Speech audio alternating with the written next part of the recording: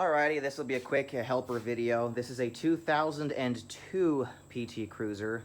So like the earlier years of the model, I'm going to do it real quick just to show of where the crank and camshaft position sensors are. Because I did a code readout with this thing with my little OBD2 computer device, and it said bad crank or camshaft position sensor. I replaced the cam position sensor, it still won't start, so I'm going to try the crank next. But the camshaft position sensor, if you go right here, this is like where the battery sits and where the airbox sits, and those can be removed fairly easily. And if you look right here on the side of the engine, so if you look on the driver's side, come over here, and this little guy right there, that is the camshaft position sensor, 2 volts and a plug. On the crankshaft side, what you got, it's gonna go underneath the car, and then finds the oil filter. Looks like that.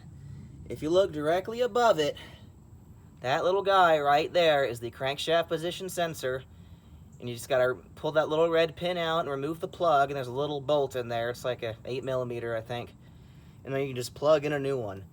So for this year, it's actually pretty easy to do. I think in like 2004 they put the crank position sensor under the starter for some reason. But yeah, if you got a 2002, that's where it's located. Till we meet again, stay gold.